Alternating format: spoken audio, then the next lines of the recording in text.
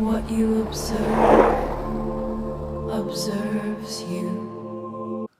Muy buenos días, queridos amigos, bienvenidos al canal Tiempo y Atención Entrando en Libertad y Saliendo en Libertad, la mente cuántica, el podcast de Vincent Crane. Nos vamos hoy de nuevo a uno de mis autores favoritos, Mario Biglino. Lo he titulado Desvelando la mentira y quiero comenzar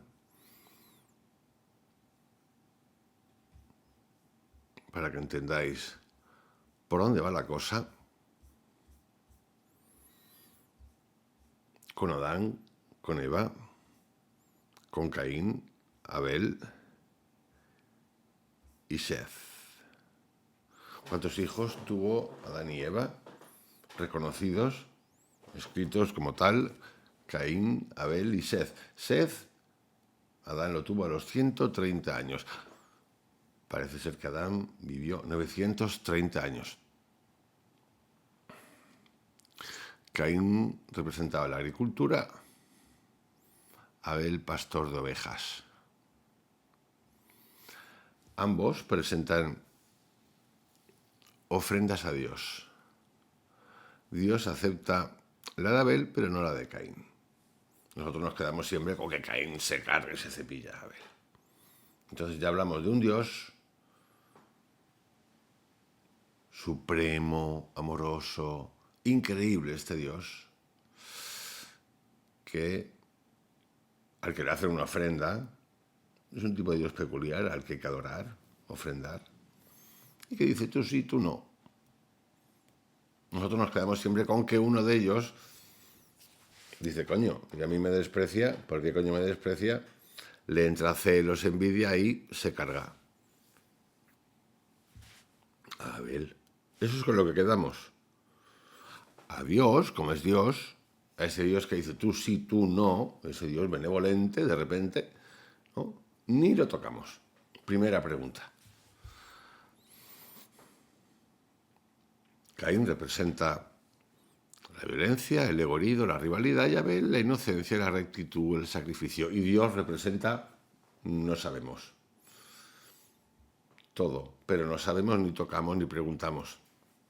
En ese camino, el texto, el Génesis, dice Caín, Abel, Seth, pero también dice que engendró hijos y hijas. Algunos textos hablan de que fueron muchos. En ese camino, Caín es expulsado. Adán y Eva son los primeros, no hay más. No hay más. Es expulsado Caín y monta civilización, ciudad. ¿Con quién lo monta? Si los únicos que existían era la familia de Adán y Eva. Con animalitos, con extraterrestres, ¿con quién lo monta? Pero es que además dice que se casa. ¿Con quién se casa? Si no había otras. Bueno, la única opción que nos queda aquí es decir que se casa con una hermana. Porque si algunos textos dicen que tuvo decenas de hijos, ¿con quién se casa? Esto que está escrito en los textos y que no solemos leer o prestar atención, simplemente nos quedamos con que Caín se cepilla me refiero que liquida a Abel, nos debería hacer pensar un poquito.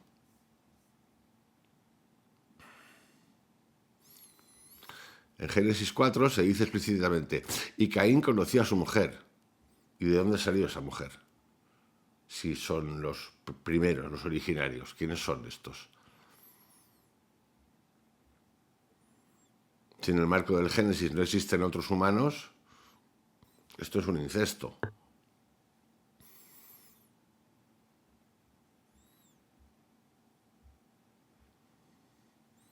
Como si no se expande el linaje.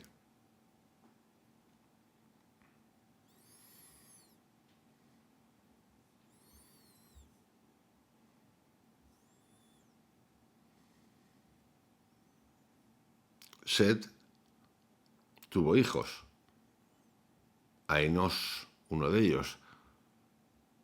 De Set proviene el linaje que lleva hasta Noé. ¿De dónde? ¿Con quién? ¿Con qué humano? Humana, humano, ¿no? Humano.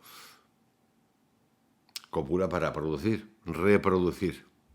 Y así todo. Dicho esto, como apertura del audio de hoy, que es largo, me voy a revisar de nuevo un montón de cosas que cuenta Mario Virgilio, traductor durante 18 años de la literatura paulista del Vaticano, oficial, que lee las fuentes primarias. Amigo de von Däniken, con el que ha publicado el último libro, y que nos plantea una lectura de los textos sagrados desde otro lugar. Básicamente lo que hace es leer y enseñarnos datos de lo que cuenta y el significado. No es Pepito el Fantástico, que yo podría ser Pepito el Fantástico, que puedo hablar de textos, como tantos otros, pero que no tengo acceso porque no sé y desconozco, no puedo leer esos textos en la fuente primaria. Mario Virgilio desvelando la gran mentira. La falsa espiritualización como herramienta de poder durante siglos se nos ha enseñado a leer los textos antiguos como si fueran metáforas consoladoras. Relatos simbólicos destinados a alimentar la fe y sostener la moral colectiva. Sin embargo, cuando se aplica una lectura literal y técnica a los mismos pasajes, la estructura cambia radicalmente. Lo que parecía misticismo se convierte en descripción operativa. Lo que parecía poesía se revela como registro. La espiritualización sistemática no fue un accidente hermenéutico, es decir, de interpretación, fue una operación de poder. Transformar un evento físico en uno simbólico es desactivarlo. Convertir una máquina en nube, un agente operativo en ángel y un procedimiento biológico en milagro permite desplazar la atención del fenómeno material hacia la obediencia espiritual. El resultado es una humanidad que interpreta lo técnico como sobrenatural y lo operativo como divino. Y sí, por eso he empezado como he empezado. ¿De dónde salen los otros? Como la película esta, ¿no? Un cineasta español, Los Otros. Pues eso, Los Otros. La falsa espiritualización funciona como una anestesia intelectual. Sustituye el análisis por la veneración y en ese desplazamiento el dato textual queda enterrado bajo capas de interpretación devocional. Dogma y dato textual. El conflicto no es entre fe y ateísmo, es entre lectura dogmática y lectura técnica. Cuando un texto afirma que una nube descendió y extrajo físicamente a un individuo, el dogma ve una teofanía. El análisis ve un vehículo. Cuando se describe que un personaje fue hecho físicamente hermoso, la tradición habla de gracia espiritual. El filólogo identifica un participio que denota modificación corporal deliberada.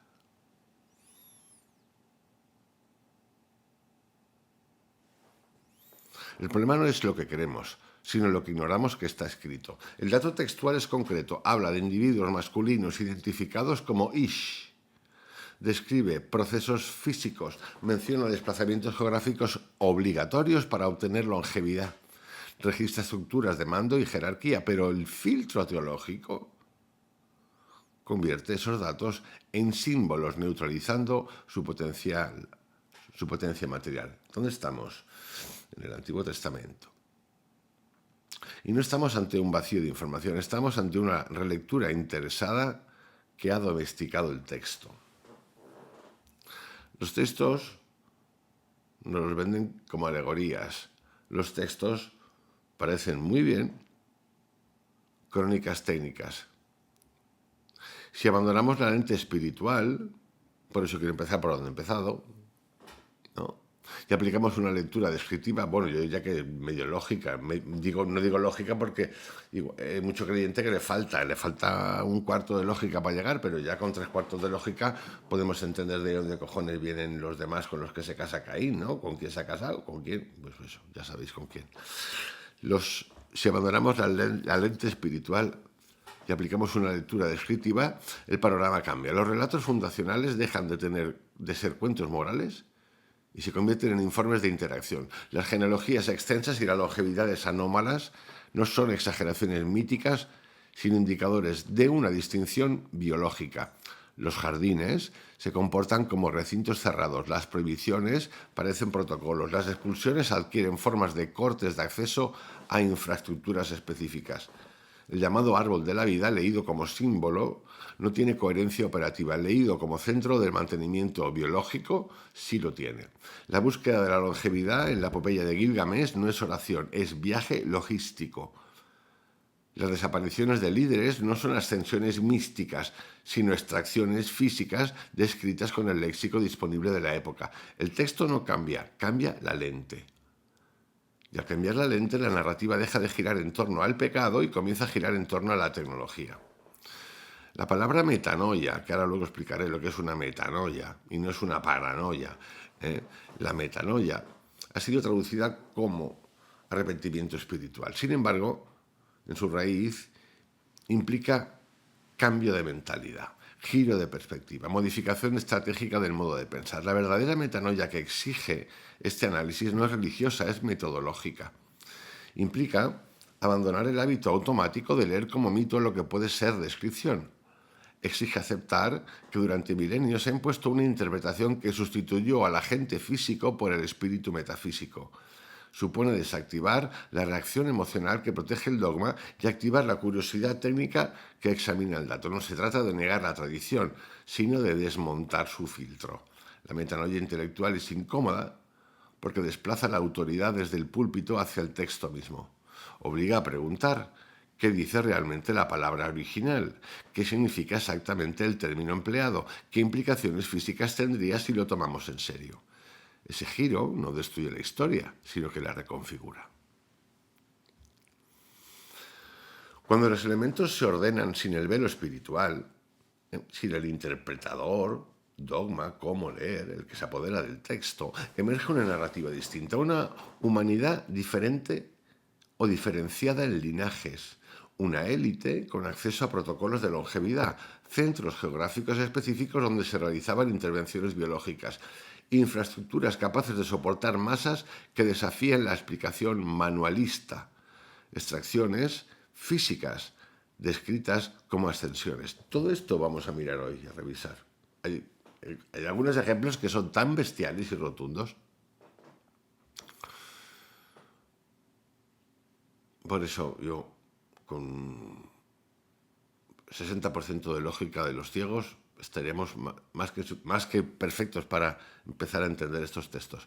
Si aplicas ya la lógica, alucinamos porque se va todo esto al garete. El hilo conductor deja de ser el milagro y pasa a ser la ingeniería. La relación ya no es entre criatura y creador metafísico, sino entre población y autoridad tecnológica superior. Esta perspectiva no exige fe, exige coherencia. Bueno, no exige nada, en realidad, no exige nada, simplemente es coherente. No requiere veneración, requiere cálculo, no pide sumisión, pide análisis, pregunta. Pregunta. Basta con preguntarte. Si los textos antiguos son crónicas mal traducidas y la arqueología conserva huellas materiales que desafían la cronología aceptada, entonces la historia no está completa, está filtrada. Y cuando el filtro cae, lo que aparece no es fantasía, es una posibilidad material que ha estado frente a nosotros todo el tiempo. Voy a explicar un poquito qué es la metanoia. La palabra metanoia ha sido domesticada por la tradición religiosa. Durante siglos se nos ha enseñado que significa arrepentirse, pedir perdón, cambiar el corazón en sentido moral, pero etimológicamente el término es más frío y más técnico. Meta significa cambio, desplazamiento, transformación, nous significa mente, estructura mental, sistema de pensamiento. Metanoia es literalmente cambio de mente, no cambio emocional, no arrepentimiento, no culpa, cambio de estructura cognitiva. En ese sentido, más riguroso, implica abandonar un marco interpretativo y adoptar otro. Es un giro epistemológico, un reajuste del modelo mental con el que procesamos la realidad. Cuando se traduce como arrepentimiento, se convierte en un acto interior moral. En general, de los 1.200 millones que hay de cristianos católicos, todas estas cosas, no tienen ni puta idea qué significa la palabra metanoia. Es más, yo diría que el 90% o más no ha oído nunca en su vida lo que es la palabra metanoia.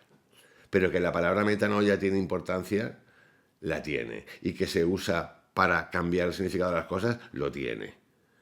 Porque hay que apoderarse de palabritas y conceptos, ideas, ¿para qué? Para que el público haga, ¿cuánto sabe el personaje? Nunca mejor dicho. Metanoia. Paranoia y metanoia. Cuando se traduce como arrepentimiento, se convierte en un acto interior moral. Cuando se entiende como cambio de paradigma, se convierte en un acto intelectual estratégico. Y eso es exactamente lo que exige este análisis. Porque aquí no estoy hablando, o Mario Viglino no habla de creer algo nuevo. Estamos hablando de cambiar el sistema con el que interpretamos lo que ya está escrito. Metanoia en este contexto significa dejar de leer como mito lo que puede ser técnica. Significa suspender la reacción devocional automática. Significa aceptar que quizá la historia fue filtrada y que el filtro se puede retirar. No es un llamado espiritual, es una reconfiguración mental, es una pregunta. Una pregunta en base a cosas que cuenta alguien que puede leer eso de primera mano. Y sin esa metanoia intelectual, el resto del análisis se vuelve imposible. El oyente seguirá oyendo ángel, donde el texto dice individuo.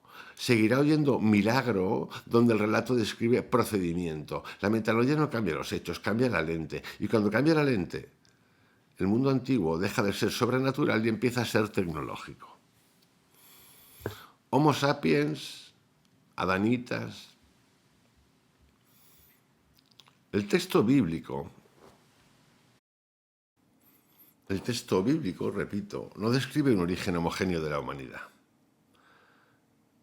Esa es una simplificación posterior. Cuando se analizan con precisión las genealogías, las edades y las distinciones terminológicas, aparece una fractura interna en el relato. No todos los humanos son iguales ni tienen la misma procedencia funcional. Por un lado encontramos a la población general, lo que hoy llamaríamos Homo sapiens, con ciclos biológicos normales, reproducción natural y longevidad limitada. Por otro, emerge una línea específica, vinculada directamente a la intervención de los Elohim, los adanitas. El término Adán no significa simplemente el primer hombre universal, significa o designa una estirpe concreta, una línea genética seleccionada y gestionada. No estamos ante una superioridad moral, sino ante una diferenciación biológica. La distinción es incómoda porque rompe la narrativa igualitaria del origen humano, pero los textos no son igualitarios, son descriptivos. El capítulo 6 del Génesis ya introduce una interferencia directa. Los Elohim observan a las hijas de los hombres y seleccionan. El verbo utilizado no es simbólico, es físico. Se habla de unión, descendencia, linaje. Si los Elohim son interpretados como entidades físicas con estructura jerárquica, la relación deja de ser espiritual y pasa a ser genética. Pero bueno, ya tiene huevos mamarse lo espiritual. Una cosa no física llega y se enamora de las chicas. Las hijas de los hombres, les gusta. Es que tiene huevos la cosa. Pero es que nos encanta el empanamiento. Tiene huevos la cosa. Un espíritu divino, una semillita se le cuela a la Virgen María. Me vais a perdonar, pero es que es infumable. Ay, esas caras de macilentos. ¿Qué dices? Pecado, vete a cagar, pecado, palurdo. ¿De qué hablamos? ¿De qué hablamos? La cantidad de mierda que nos han metido en la cabeza durante siglos. Y sigue la cosa. Y sigue la cosa. Hombres de ciencia, padres y madres que llevan a sus hijos a ese tipo de colegios, estructuras y lecturas, porque piensan, pero tío, ¿qué estás contándome? No. 999. Por cierto, hay de todos los colores, ¿eh? No es un perfil determinado ideológico el que está aquí, ¿eh? No, están todos. Porque también tenemos otras versiones, pero ahora estamos en esta. La estirpe adanita sería el resultado de esa contribución directa. No creación ex nihilo, sino modificación o hibridación. sobre una base humana preexistente. El texto no habla de almas puras, habla de descendencia, habla de sangre, habla de generaciones. Y en esa descendencia aparece el fenómeno más disruptivo, la longevidad extrema. Longevidad de 800, 900 años, 930. Las edades atribuidas a los patriarcas no son pequeñas exageraciones, son sistemáticamente extraordinarias. Vidas que superan los 800 o 900 años. Adán, que tiene hijos a 130 años. Buah, lo que queremos ahora, lo que quiere Jeff Bezos, es el fortachón ese que se ha echado esa novieta fortachona con la que saca casa de Amazon y que regalan amor por el mundo mientras que despiden gente. Pues ese es uno de ellos. Vidas que superan, uno que quiere eso. Vidas, y el otro está el de X, también. Un nombre de T a X va un tramito, pues ese es otro. El Elon. Vidas que superan los 800 o 900 años no aparecen como metáforas aisladas, sino como patrón repetido. La explicación alegórica sostiene que se trata de simbolismo. Pero el texto no presenta esas cifras como símbolos, las presenta como cronología. La pregunta no es si es creíble, la pregunta es por qué está escrito así. Si asumimos una intervención biológica diferenciada, la anomalía deja de ser literaria y pasa a ser genética. No sería un don espiritual, sino una ventaja fisiológica vinculada a la herencia recibida. Por eso, o mejor dicho, esa longevidad no parece ilimitada, parece condicionada. Y ahí aparece el elemento técnico. El envejecimiento humano está biológicamente vinculado al acortamiento progresivo de los telómeros de los cromosomas. La enzima telomerasa puede estabilizar ese proceso, pero en condiciones naturales su activación es limitada. Si una intervención técnica actuara sobre la telomerasa, el ciclo biológico podría extenderse de forma significativa. El llamado árbol de la vida puede leerse como un símbolo de eternidad, pero también puede interpretarse como centro donde se aplica un procedimiento de mantenimiento celular. La longevidad adanita no sería un estado permanente, sería el resultado de intervenciones periódicas. Y eso explica un detalle clave, la necesidad de acceso físico a un lugar concreto. Y aquí viene el acceso físico, pero el acceso también restringido a protocolos biológicos. La epopeya de Gilgamesh lo deja clarísimo. La larga vida no se obtiene rezando, se obtiene viajando. El héroe, debe desplazarse físicamente hasta un lugar específico. Si la longevidad fuera espiritual, la geografía sería irrelevante. Pero si se tratara de un procedimiento técnico localizado, la geografía no sería todo. El jardín del Edén, el jardín de Alcino, los enclaves asociados a los Elohim, no serían paraísos simbólicos, sino centros restringidos donde se aplican protocolos biológicos exclusivos. Los adanitas tenían acceso, el resto de la población no. Pero los adanitas supuestamente en la Biblia son los primeros y el resto de la población no aparece por ningún lado. Mario Bilino dice que seríamos nosotros, los que evolucionamos del mono. Hibridación. Los Ish, que les gustan mucho las chiconas. Digo yo que igual habría también chicones, ¿por qué no? Porque no solamente le gustaban las chiconas, le gustaban las chiconas, le gustaban animalitos, le gustaban un montón de cosas. Lo que estoy contando lo narra Mario Biglino en sus conferencias y aparecen los textos. Cuando ese acceso se corta, cuando se produce la expulsión, la longevidad colapsa. Las edades disminuyen progresivamente hasta normalizarse. La inmortalidad no desaparece porque Dios castiga. Desaparece porque se interrumpe el mantenimiento. La inmortalidad como mantenimiento técnico no es un estado espiritual. Aquí se produce la ruptura definitiva con la lectura teológica. La inmortalidad no es una cualidad del alma, es un procedimiento físico, no es eterna por naturaleza, es renovable bajo protocolo. No depende de virtud moral, depende de acceso logístico. El árbol de la vida deja de ser un símbolo del más allá y se convierte en un recurso técnico. La expulsión del Edén deja de ser una sanción metafísica y pasa a ser un corte de suministro. El relato cambia de eje, del pecado al procedimiento, del castigo al acceso restringido. Para que tengáis una tabla comparativa. Homo sapiens y adamitas.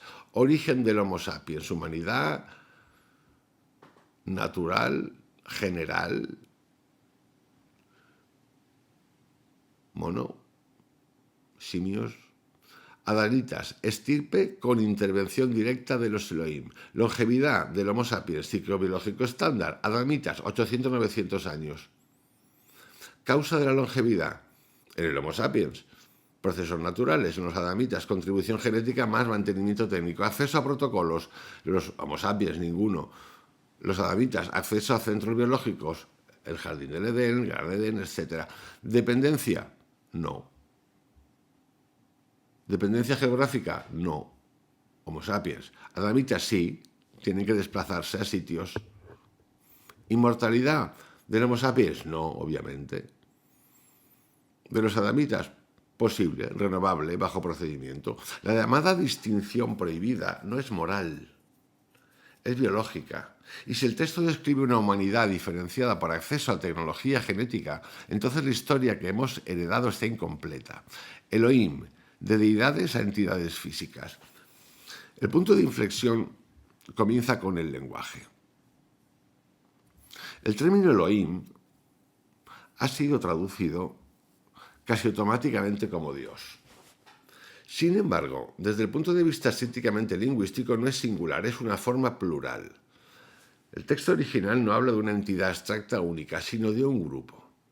Elohim no describe una esencia infinita e invisible, describe sujetos que actúan, que hablan, que se desplazan, que toman decisiones, que se enfadan, que ordenan, que pactan y que delimitan territorios. Cuando el texto dice hagamos al hombre, el plural no es decorativo, es operativo. Hagamos al hombre. No hago al hombre, hagamos al hombre. La teología posterior intentó resolver esta pluralidad mediante interpretaciones metafísicas, majestad divina, anticipación trinitaria, los eufemismos son mortales, lenguaje simbólico, pero el dato lingüístico pertenece. El texto habla de una pluralidad de agentes, varios.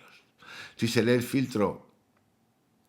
sin el filtro doctrinal, la palabra Elohim deja de señalar una abstracción trascendente y comienza a describir un colectivo con funciones específicas.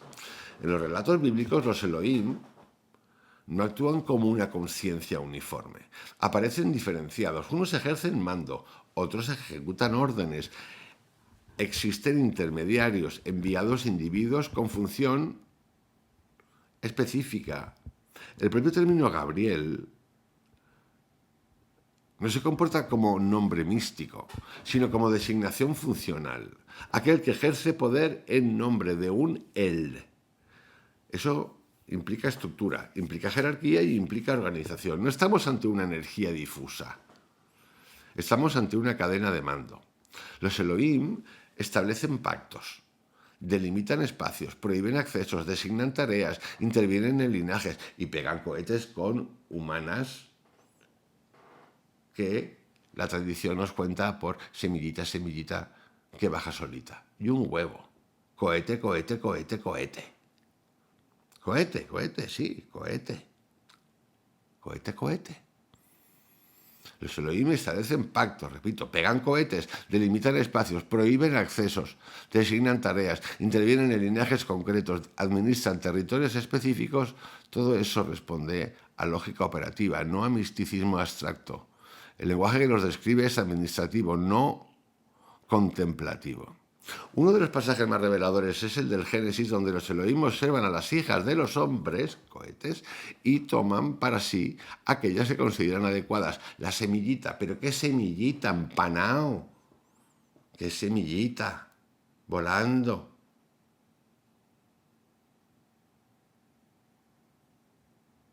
La tradición ha intentado suavizar este episodio, convertirlo en mito moral, pero el texto no habla en términos simbólicos, habla de selección física, de unión, de descendencia, de cohete. Si no hay cohete, no hay descendencia. Y amigos, no se menciona amor espiritual, se menciona atracción. Bueno, si había genética, podría haber sido algo que le un jeringuillazo, ¡zuf! Ya me entendéis. No digo de fálico, sino de laboratorio.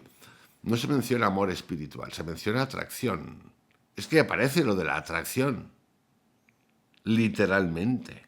Se menciona elección basada en apariencia, se menciona procreación. Esto introduce una dimensión biológica directa. El interés de los Elohim no es únicamente administrativo, es reproductivo. Si existe descendencia híbrida, si existe una estirpe diferenciada, entonces la relación entre Elohim y humanidad deja de ser metafísica y pasa a ser genética. Los Elohim no solo interactúan con individuos, gestionan espacios. El jardín del Edén es un recinto delimitado. Existen zonas restringidas, hay prohibiciones de acceso, se producen expulsiones. Todo ello responde a la lógica del control territorial. Pero el control no es únicamente geográfico, es genético. La estirpe adanita recibe intervención directa y acceso a protocolos de longevidad. Estamos ante una administración biológica selectiva. El texto no describe una creación abandonada a su suerte, describe un sistema de gestión. Hay líneas favorecidas, hay líneas excluidas, hay acceso y hay exclusión. La narrativa no es espiritual en su estructura interna, es organizativa. La tradición religiosa ha construido la imagen de un Dios que ama incondicionalmente a su creación. Sin embargo, el comportamiento atribuido a los Elohim en los textos antiguos no siempre corresponde a ese modelo. Se muestran celosos. Exigen obediencia exclusiva, pero todo esto no lo hemos pasado y nos lo tragamos. Y sí, cierra los ojos, cree en la madre que los parió. Se muestran celosos, exigen obediencia exclusiva, castigan transgresiones de acceso, seleccionan individuos concretos para misiones específicas. Si se interpreta desde una perspectiva biológica y tecnológica, el comportamiento cambia la lectura. El llamado amor puede ser entendido como interés funcional. La protección puede ser vista como preservación del linaje. La elección puede ser entendida como selección genética. No estamos ante una emoción universal, sino ante una estrategia de gestión. La diferencia es sutil pero radical. El amor teológico es incondicional. El interés biológico es selectivo. Y el texto, leído sin filtros, parece más selectivo que universal. La palabra crear, vamos a seguir un poquito con esto, ha sido cargada de significado metafísico. Producir de la nada, acto absoluto, omnipotencia. Pero si se analiza en su contexto narrativo, la creación puede leerse como intervención sobre materia preexistente. Separar, organizar, modificar, delimitar, formar, son acciones que no necesariamente implican creación ex nihilo, pueden implicar transformación. Y esto lo cuenta Mario Biglino tal cual y explica el origen de la palabra, de esa palabra que ni siquiera, dice la Biblia, se habla de crear de la nada. Así lo explica. Si los Elohim intervienen en una humanidad ya existente, si modifican leyes, si seleccionan individuos, entonces la creación no es un acto mágico, es un proceso técnico y la imagen cambia mucho. No es un universo surgido por decreto instantáneo. No lo es. Es un entorno administrado por agentes con capacidad de intervención. Y esa intervención puede ser biológica, territorial o estructural. La palabra permanece, la interpretación cambia. Gabriel y los Is, operarios genéticos. En la lectura tradicional, Gabriel es un ángel. Es una entidad espiritual con alas, con alitas. Mensajero celeste, portador de anuncios divinos. Sin embargo, cuando se examina el texto hebreo original, aparece un término preciso, Ish. Ish significa simplemente varón, individuo masculino, no espíritu, no energía, no metáfora, un sujeto concreto. Esa precisión no es secundaria. El texto no utiliza términos ambiguos. Identifica a Gabriel como un Ish, es decir, como alguien con corporeidad, con presencia física. No se toma el término en serio. El ángel deja de ser una figura etérea y pasa a ser un agente operativo. La traducción posterior es la que introduce alas, luminosidad y naturaleza incorpórea. El texto original no lo hace. El nombre Gabriel tampoco es necesariamente un nombre propio en el sentido moderno. Desde el análisis etimológico puede entenderse como una designación funcional. Gabriel, Gabriel, aquel que ejerce fuerza o poder en nombre de un él. No describe una esencia, sino una función. Si se inserta en la estructura jerárquica que ya hemos observado en los Elohim, Gabriel encaja como ejecutor de campo. No es la autoridad suprema, es el operario, el operativo que actúa bajo mandato. Esto implica organización interna, implica cadena de mando, implica tareas asignadas. Gabriel no aparece contemplando, aparece interviniendo. Aquel que ejerce poder en nombre de un él. Si Gabriel actúa en nombre de un él, entonces el sistema no es unitario, hay un superior, hay subordinados. El texto no describe una manifestación espontánea del espíritu, describe un envío, una misión. Gabriel no improvisa, ejecuta. Y en los episodios más relevantes, los anuncios vinculados al nacimiento de Juan el Bautista y de Jesús, su función no es espiritualizar, sino intervenir. Vamos a ver ahora a Juan el Bautista y a Jesús. Seguimos. Juan y Jesús. En ambos relatos el patrón es similar. Aparición de Gabriel, anuncio de concepción, embarazo posterior. La tradición interpreta este esquema como milagro espiritual, pero el texto describe una secuencia física. Si Gabriel es un ish, si es un individuo masculino, y su intervención procede directamente al embarazo, el relato deja de ser metafórico y adquiere dimensión biológica. La narración de José en el protoevangelio de Santiago es significativa. No interpreta el embarazo como místico, sino como resultado de seducción física. Bueno, no hace falta ser un lumbrera para tragarse esto, pero bueno, si os apetece, podéis aplicarlo en la vida. Su preocupación es concreta, no teológica. El paralelismo que establece lo que le ocurrió a Adán conecta el evento con el episodio del Génesis, donde la intervención externa sobre la compañera del hombre ya había sido narrada. En esta lectura la concepción no es inmaterial, es técnica. Que caritomene. El saludo dirigido a María en el Evangelio de Lucas incluye el término que caritomene. La traducción habitual es llena de gracia. Sin embargo, desde el análisis lingüístico, el término proviene del verbo carito, que puede significar favorecer, adornar, embellecer. En forma, todo viene de Mario Biglino, de participio pasivo medio, indica que la persona ha sido objeto de una acción previa. No es una cualidad espiritual espontánea, es un estado producido. Ha sido hecha agraciada, puede leerse también, como ha sido hecha físicamente hermosa. Si se conecta con el episodio del Génesis, donde los Elohim seleccionan a las hijas de los hombres por su apariencia, el patrón se repite. Selección basada en idoneidad física. No es elección moral, es adecuación biológica. Vamos, por atributos físicos también. En esta perspectiva, la belleza no es estética, es indicador de idoneidad genética. La selección de hembras por parte de los Elohim en el Génesis no se describe en términos espirituales, sino físicos. El mismo criterio aparece implícito en la elección de María. La continuidad narrativa sugiere que los nacimientos de figuras clave responden a un protocolo de linaje. No se trata de predestinación mística, sino de planificación biológica. El relato adquiere coherencia interna cuando se lee como gestión genética. Aquí aparece el cardenal Jean Danielou, teólogo y del que Mario Biglino habla bastante, y académico jesuita, que sostuvo que el Espíritu Santo puede entenderse como una transposición cristiana de la figura de Gabriel. Es decir, Lo que en el relato hebreo aparece como intervención física de un agente, en la teología cristiana se transforma en acción de una entidad espiritual invisible. Este desplazamiento no elimina el agente original, lo redefine.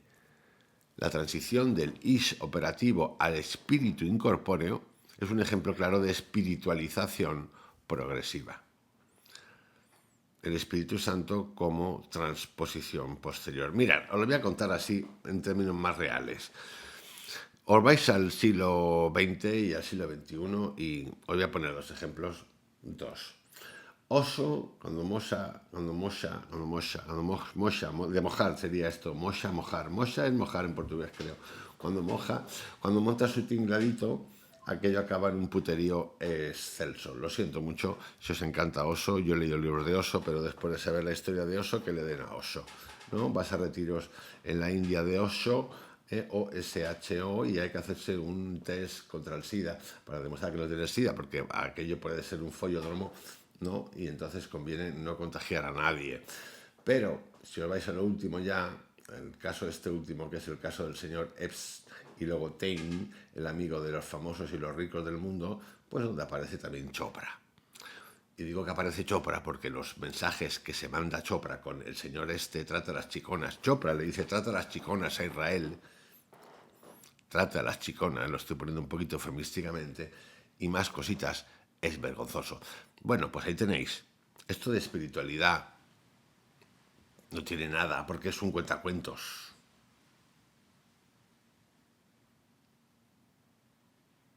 Literalmente. Es casi biológico, atractivo,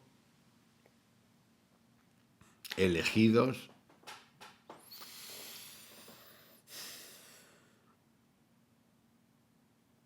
Pero tiene cojones, ¿eh?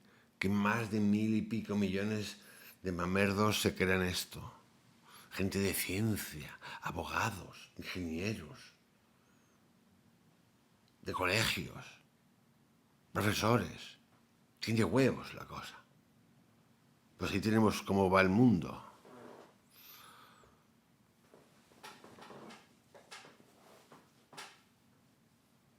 El Espíritu Santo como transposición posterior.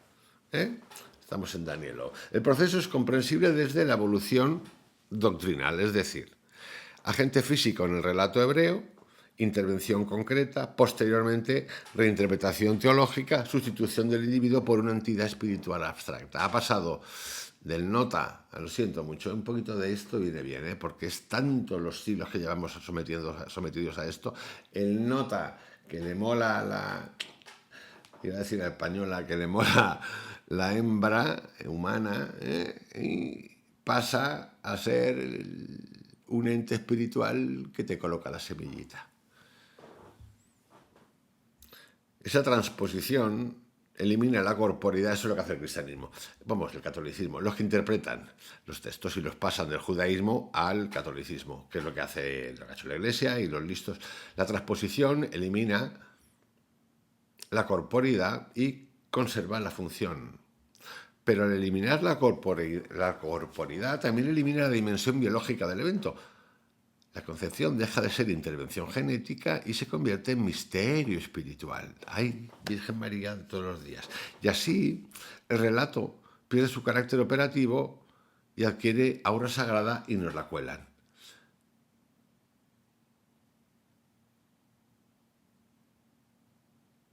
Vamos ahora a la milicia del Jordán, exomologumenoi, gritar méritos de combate. El relato tradicional presenta a Juan el Bautista como un predicador ascético que llama al arrepentimiento moral. Sin embargo, el término griego utilizado en los evangelios para describir la acción de quienes acudían al Jordán es exomologumenoi. La traducción habitual es confesar pecados, pero el verbo exomologueo significa literalmente declarar públicamente, proclamar en voz alta. No implica necesariamente arrepentimiento interior, implica exposición verbal abierta. Si el contexto no es litúrgico sino político, una región ocupada, tensiones internas, conflicto latente, El acto de gritar los pecados puede interpretarse como proclamación de acciones previas. No confesión humilde, sino exhibición de méritos. Quemé casas, maté enemigos, participé en levantamientos. Bajo esta lectura, el Jordán no es un confesionario, es un filtro de reclutamiento. El bautismo como integración grupal. El rito de inmersión deja de ser purificación simbólica y pasa a funcionar como acto de adhesión, ¿no? Como para pertenecer a la mafia, el pacto de sangre, que te cortas y te juntas, lo que te dé la gana, cada uno tiene lo suyo. Los masones, pero te desconejas ahí, te despelotas ahí, lo que coño sea. El otro que el agua, el otro que el frío. Lo que te dé la gana. Son ritos de pertenencia. El rito de inmersión deja de ser purificación simbólica, repito, y pasa a funcionar como un acto de adhesión. El agua no lava pecados, marca pertenencia. El bautismo sería la señal visible de integración en una facción. Por eso, cuando hablo ayer de los cátaros, que dicen, agua no tururú. ¿Por qué? Porque el agua es de pertenencia. Y los cátaros dicen, no, estos cabrones de miurgos, rex mundi, tururú, tururú. Que no hay que pertenecer, hay que mantenerlos a raya. Por eso, no. Ahora entendéis algunas cositas, ¿no? Yo también. El bautismo sería la señal visible de integración en una facción, una frontera simbólica entre los que pertenecen fuera, o los que permanecen fuera, perdón, y los que se suman al movimiento. La lógica no es mística, sino organizativa. Quien entra acepta el nuevo marco.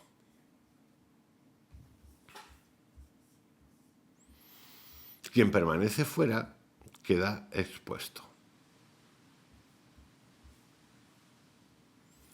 Y el lenguaje de Juan no es contemplativo, es urgente. En este contexto, metanoia adquiere un sentido aún más concreto. No se trata de arrepentirse espiritualmente, se trata de cambiar de lealtad. Cambiar de mentalidad implica abandonar una estructura política anterior y adherirse a otra. Cuando Juan advierte que cuando Juan advierte que el hacha está puesta a la raíz del árbol, no está describiendo una condena en el más allá. Está anunciando una inminente depuración. A la raíz del árbol significa que lo va a eliminar todo de cuajo. La metanoia es estratégica, alinearse antes de que el conflicto estalle. El hacha a los pies, amenaza militar. La imagen del hacha no es simbólica en un sentido espiritual abstracto, es una herramienta real. En un contexto rural y político, el hacha corta, ejecuta y elimina. La frase no suena a parábola moral, suena a ultimátum. La retórica del Jordán no es suave, es de frontera. No hay matices teológicos en la advertencia, hay urgencia operativa. El término Boanerges, traducido como hijos del trueno, aparece asociado a las figuras cercanas al núcleo del movimiento. Estamos lo del Jordán, ¿eh? Si se lee en clave simbólica, puede interpretarse como intensidad espiritual, pero si se inserta en un marco insurgente, el apodo encaja con denominación de grupo de choque.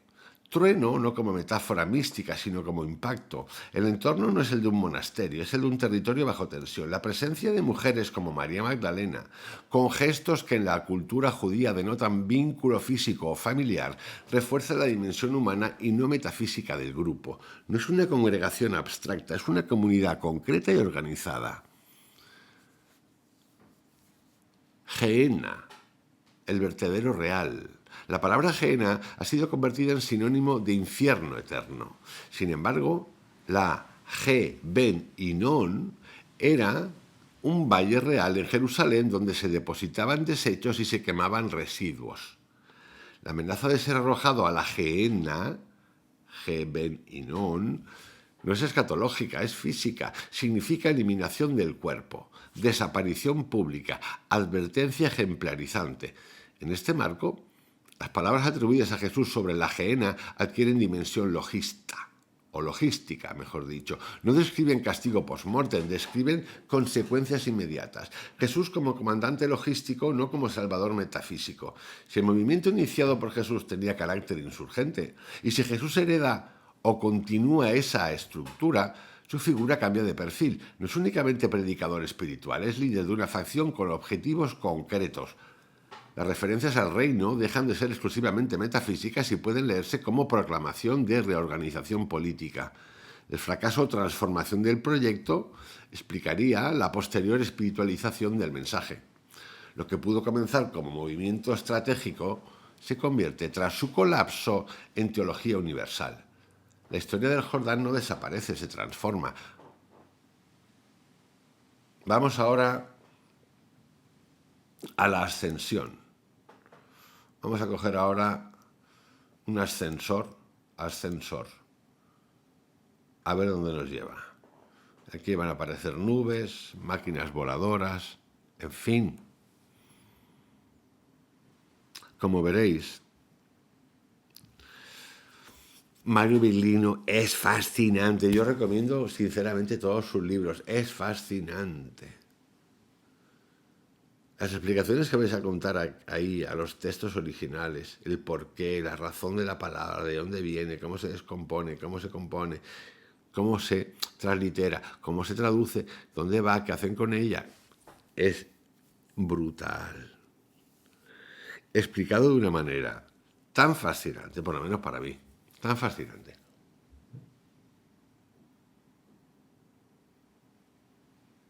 El otro día leí un libro que me gusta mucho, la editorial Siruela, Gómez de Liaño, creo que se llama, El primer evangelio. Yo cuando veo esos títulos y leí esa editorial, enseguida me apunto a mirar a ver qué es. Y dices, hostia puta, si para explicar a este personaje, a Jesús, si para explicar cuál es el significado de las cosas, tenemos que dar estas vueltas que eso lo entienden. Hablo de ese libro. ¿Cuatro migachos, porque al final parece más un devaneo de autoridad y de manejo de palabras y textos antiguos explicando no sé qué cojones. Digo, si para entender el mensaje de Jesús tenemos que pasar por aquí, pues no pasa nadie. Literalmente. ¿Qué quiero decir con esto? Que la claridad no abunda. Que todo está empaquetado siempre en eufemismos, reglas de reglas de reglas de reglas de reglas de reglas. Fascinante. Complejidad. Fijaros, os doy una anécdota, aunque sea una digresión. Estoy con una amiga que está en un proceso de un despido laboral masivo, gigante, de años trabajados, y algo que puede ser tan sencillo como un despido laboral, ¿no? Uno pensaría. Seguramente alguno de vosotros lo habéis vivido o lo estáis viviendo. Es de una complejidad increíble. Pero cuando digo complejidad, es complejidad. Cómo te afecta el futuro, la pensión, no sé qué, si aceptas esto, si no aceptas esto. Vamos, literalmente, sin una asesoría, llámese abogado laboralista, lo que te dé la gana, estás bien jodido, jodida. Pero tú, y la complejidad también afecta al que ejecuta el despido, por las razones que sean. No estamos entrando en la parte moral. Una complejidad acojonante. ¿Qué necesidad hay de todo eso? Yo me lo pregunto. ¿Quién se beneficia de todo eso? Literal, ¿quién se beneficia de todo eso?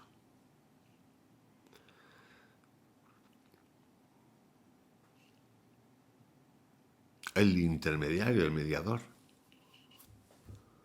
El Estado que recauda de uno y de otro. El que ha fomentado esas leyes, que al final hace que los demás, todo el mundo, tanto la empresa como el otro, tengan que acudir a un abogado laboralista o un especialista y pagar. El abogado especialista también tiene que pagar para tener los recursos y tener la información actualizada. Es una fumada. Literalmente una fumada. Bueno, pues con esto ocurre lo mismo. Nos han llenado la cabeza de pajaritos mentales. Claro, cuando dicen metanoia, tío, la metanoia. ¿Eh? Cuando te viene un curita guapetón, ¿no? Guapetón, o una monjita guapetona, que también hay, ¿eh?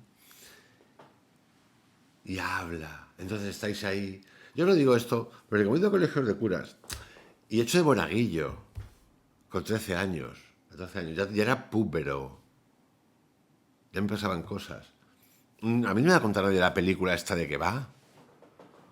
Además, con 15 y 3 quería ser seminarista y todo. Menos mal que me dijo, ¿dónde vas, chiquillo? Que no la lías. ¿No? Y tienes ahí al párroco guaperas. Porque hay de todo ahí, está guaperas. En Italia hay mucho. Yo me acuerdo en Roma, que he ido varias veces, y al Vaticano, era acojonante cuando veías estos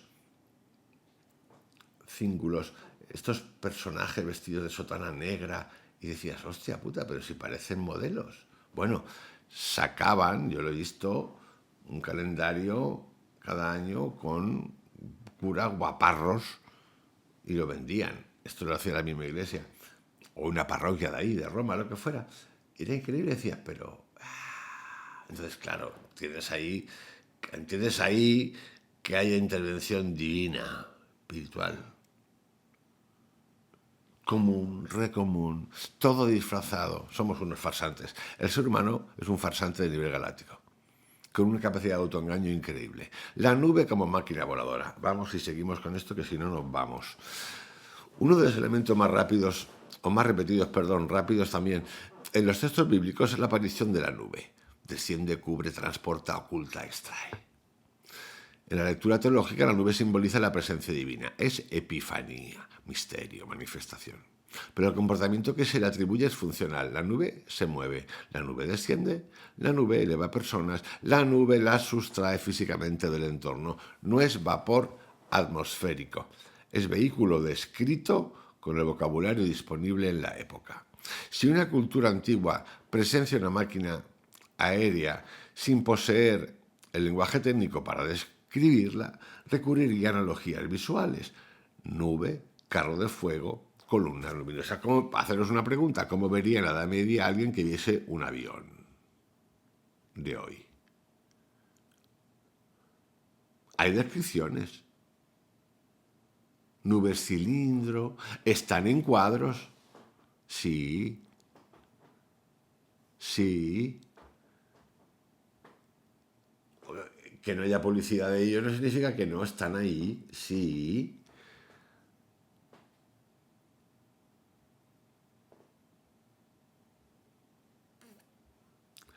El término no describe la esencia del objeto, describe su apariencia, su apariencia. Y cuando el patrón se repite sistemáticamente en distintos episodios, deja de ser metáfora aislada y empieza a aparecer categoría técnica. Flavio Josefo, este es buenísimo, y la extracción de Moisés. La historiografía de Flavio Josefo, interesantísima, introduce un detalle decisivo sobre el final de Moisés. Según su relato, cuando Moisés llegó al valle del Moab, una nube descendió y se lo llevó. No murió ante los ojos del pueblo, fue sustraído, abducido.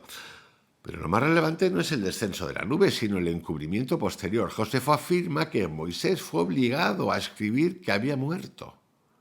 Esto está escrito por Flavio Josefo. No se trata de desaparición mística, sino de operación documentada.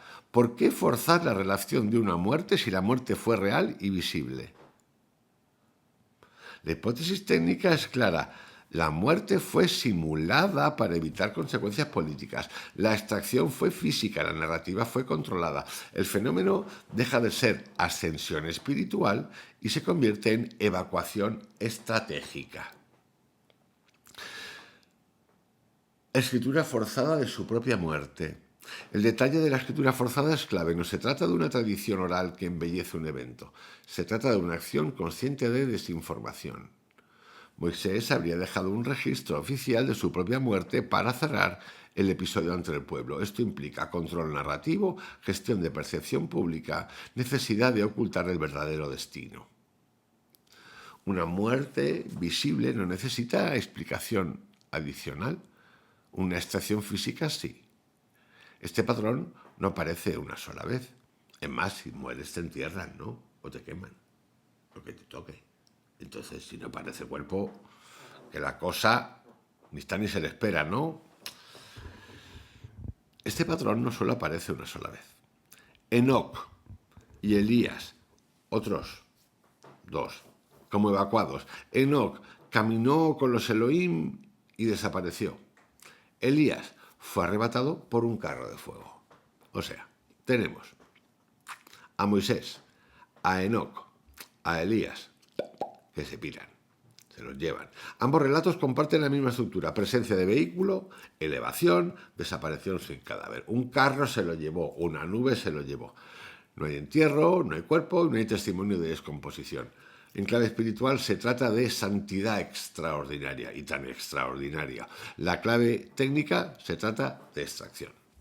La categoría que emerge es la de individuos evacuados y no fallecidos. El Evangelio de Pedro, el tercer hombre que no podía caminar. En el Evangelio de Pedro no es el oficial, sabes que hay 4. Es el no reconocido. En el Evangelio de Pedro, el tercer hombre que no podía caminar. El Evangelio de Pedro introduce un elemento que el canon omite. Describe la salida de 3 figuras del sepulcro tras un fenómeno luminoso. 2 sostienen a un tercero. Y el texto añade un detalle inquietante: el tercero no podía caminar. Ese dato es incompatible con la idea de cuerpo glorificado e incorruptible. Un cuerpo resucitado en plenitud no necesita asistencia física, pero un individuo sometido a trauma extremo, crucifixión, shock, posible intervención médica rudimentaria, sí podría encontrarse en estado de debilidad severa. La escena se comporta más como extracción médica asistida que como triunfo metafísico. Estado biológico vulnerable tras trauma. Si se considera la crucifixión como efecto físico, como evento físico real, la supervivencia sería biológicamente improbable, pero no absolutamente imposible bajo circunstancias específicas. Un individuo rescatado en estado crítico requeriría soporte, traslado y asistencia. El detalle del tercer hombre sostenido encaja en ese marco. No describe divinidad omnipotente, describe fragilidad corporal. Y la posterior desaparición encaja en la lógica de evacuación. Categoría técnica de no muertos. En este esquema surge una categoría particular: individuos que no mueren en sentido convencional, sino que son retirados del entorno humano mediante intervención tecnológica. Enoc, Elías, Moisés, Jesús, bajo lecturas apócrifas, no las canónicas. No son inmortales espirituales, son evacuados. El término no muertos no se refiere a fantasía, sino a condición documental. Ausencia de cadáver, salida física, encubrimiento narrativo. Cuando se observa el patrón completo, vehículo, elevación, desaparición, ausencia de cuerpo, narrativa posterior de muerte o ascensión, la estructura se repite. La espiritualización transforma evacuación en gloria. La lectura técnica la interpreta como logística. Vamos ahora a desmitificar el mundo botánico, el árbol de la vida, que ha sido representado durante siglos como un símbolo vegetal de eternidad espiritual. Raíces profundas, ramas elevadas, metáfora del alma, iconografía mística. Sin embargo, si se analiza el comportamiento narrativo que se le atribuye, el árbol no funciona como símbolo decorativo, funciona como recurso. Se prohíbe su acceso, se custodia su ubicación, se impide que ciertos individuos lo utilicen. No se habla de contemplarlo, se habla de comer de él para vivir indefinidamente. Eso no describe un concepto abstracto, describe un procedimiento. Cuando un elemento es restringido, vigilado y vinculado directamente a la programación de la vida física, su naturaleza deja de ser botánica y pasa a ser operativa. El árbol puede ser metáfora visual de una estructura técnica, de un sistema ramificado, de un centro de intervención biológica. El símbolo no desaparece, sino que se reinterpreta. Si la longevidad extrema de los adamitas, vamos ahora al mantenimiento de las células, es entendida como anomalía biológica real dentro del relato, debe existir un mecanismo que la sostenga. En biología moderna, el envejecimiento celular está vinculado al acortamiento de los telómeros. La enzima telomerasa puede estabilizar ese proceso, pero su activación natural es limitada. Un centro capaz de intervenir periódicamente sobre la estabilidad cromosómica podría extender de manera significativa la duración de la vida. El árbol de la vida, leído en esta clave, deja de ser vegetal y pasa a ser laboratorio. No otorga inmortalidad eterna, proporciona mantenimiento. Me voy a hacer un update, como el votos que os ponéis, se ponen algunos o algunas, y los arreglitos en la frente, lo que os dé la gana. Update. Pero más guay, mucho más guay. No transforma la esencia del individuo, extiende su ciclo biológico mediante intervención periódica. Genética y linaje. Si los adamitas constituyen una línea con herencia genética diferenciada, la preservación de ese linaje sería prioritaria. El acceso al árbol de la vida permitiría mantener la integridad biológica de esa estirpe. El resto de la población, sin acceso, quedaría sujeto al desgaste natural. Esto es lo que está ocurriendo hoy en día con la ciencia. No sé si lo habéis visto, pero está ya. La diferencia en el moral es técnica. La prohibición, tras la expulsión del Edén, adquiere un nuevo sentido. Impedir que la población general acceda a un protocolo reservado. El querubín, que custodia el acceso, no protege una metáfora, protege un recurso. Y un recurso es lo que va a haber en nada tecnológicamente en cuanto a enfermedades. Y si pensáis que estos descubrimientos que se van a hacer ya, te os digo, este año y hasta igual este año y el que viene, potentísimos de curas de ciertas enfermedades, no va a llegar a todo el mundo como no llegan las cosas a todo el mundo, van a llegar a los que tienen que llegar. Y esto es una réplica de lo que está contando Mario Lino del origen de los textos sagrados, porque narran lo mismo, algo que se repite constantemente.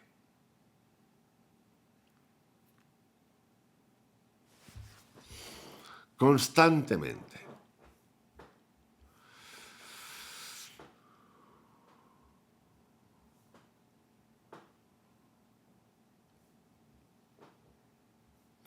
Vamos a dar un saltito. Algo que me gusta mucho.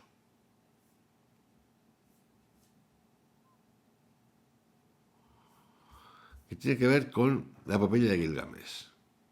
Gilgamesh busca un Napitsim, cruza territorio, se enfrenta a obstáculos físicos, no realiza penitencia, realiza travesía.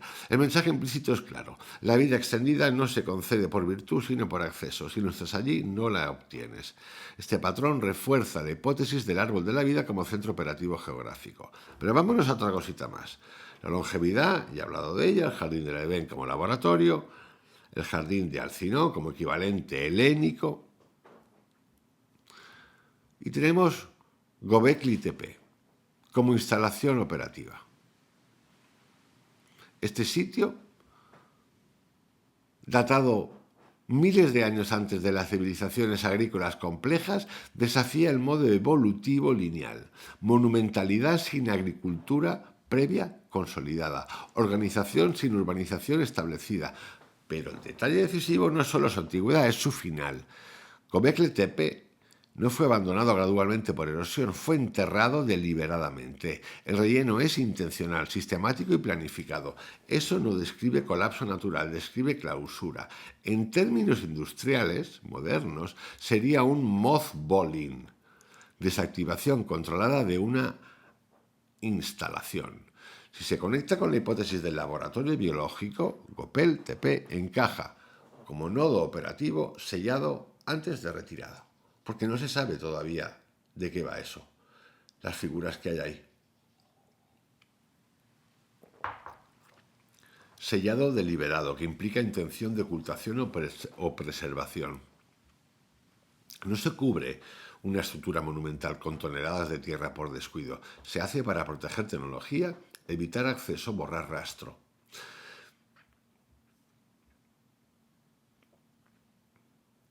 Pero si queréis más información todavía, o más preguntas, ya no estamos saliendo de los textos bíblicos, tenéis Baalbek.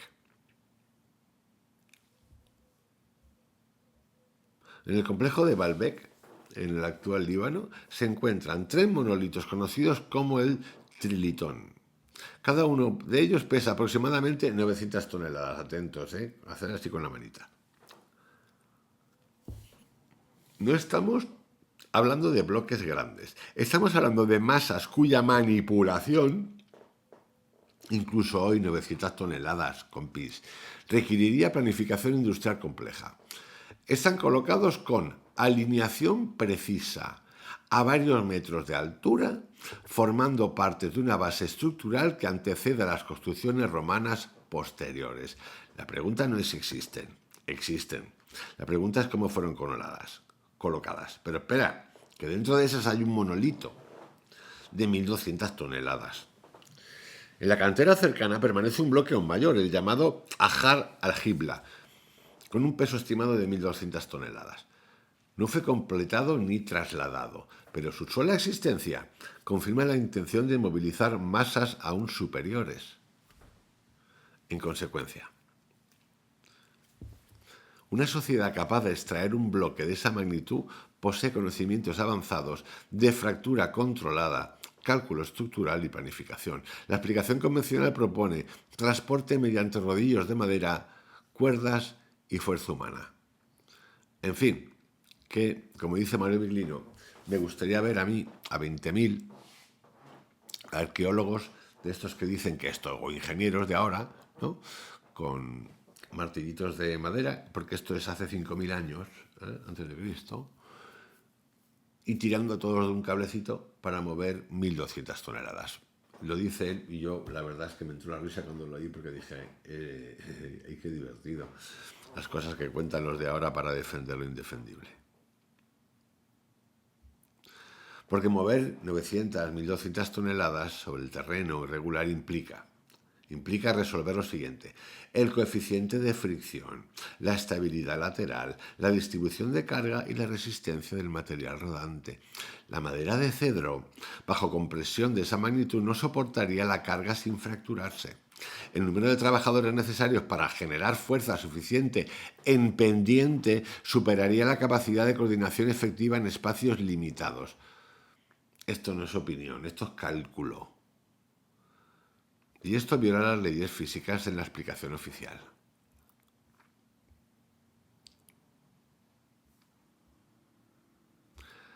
Según Mario Viglino, esto es una plataforma diseñada para soportar carros.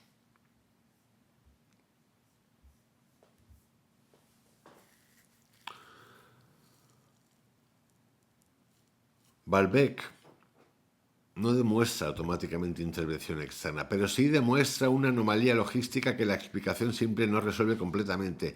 Y cuando se conecta con los relatos de carros, nubes y plataformas de gran carga, el sitio deja de ser aislado y empieza a integrarse en un patrón. Si Baalbek representa la anomalía en macroescala, el supuesto hallazgo de tornillos de tungsteno de apenas 3 milímetros incrustados en estratos pétreos antiguos introduce un elemento microscópico. Un tornillo de 3 milímetros no es una casualidad geológica, es una pieza mecanizada, tiene rosca, simetría e intención. La relevancia no está en su tamaño sino en su existencia, porque una pieza así implica diseño previo, herramientas de precisión, conocimiento metalúrgico avanzado y cadena de producción. No es un accidente natural, es producto industrial. El tungsteno posee uno de los puntos de fusión más altos de todos los metales conocidos, aproximadamente 3.422 grados Celsius. Para trabajar tungsteno se requieren temperaturas y procesos metalúrgicos extremadamente sofisticados. No es un metal que se funde con hornos rudimentarios de carbón vegetal, requiere tecnología de alto nivel. No es un metal que se funde con hornos rudimentarios. La presencia del tungsteno en contextos arqueológicos supuestamente neolíticos, plantea un problema cronológico evidente. Si el material es auténtico y pertenece al estrato donde fue hallado, la línea temporal aceptada queda cuestionada. Aquí aparece la idea de falsificación cronológica, no en el sentido de manipulación malintencionada de fechas, sino en el sentido de que un objeto fuera de su tiempo invalida la narrativa progresiva. Si en el 5000 a.C. aparecen artefactos que requieren procesos industriales propios de la era moderna, entonces el modelo lineal de desarrollo tecnológico debe revisarse. Un solo artefacto fuera de lugar puede no ser concluyente, pero su mera posibilidad obliga a reconsiderar la hipótesis. Porque la cronología no es sagrada, es reconstrucción. Esto es lo que se llaman out of place artifacts, artefactos fuera de lugar. Vamos, que no, cosas que aparecen que no encajan en el marco histórico en el que están.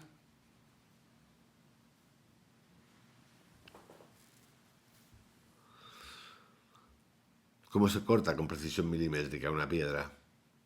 5.000 años antes de Cristo. ¿Cómo se integran esas piezas en estructuras mayores? ¿Cómo se moldea? ¿Cómo se enroscar? Pues sí, son preguntas que uno no.